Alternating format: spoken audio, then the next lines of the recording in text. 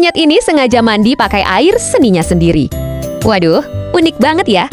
Monyet kapusin jantan biasanya akan mengencingi tangannya dan kemudian membasuh air seni itu ke sekujur bulu tubuhnya sebelum bertemu betina. Meski terdengar jorok, ini adalah bentuk komunikasi sosial yang penting bagi mereka.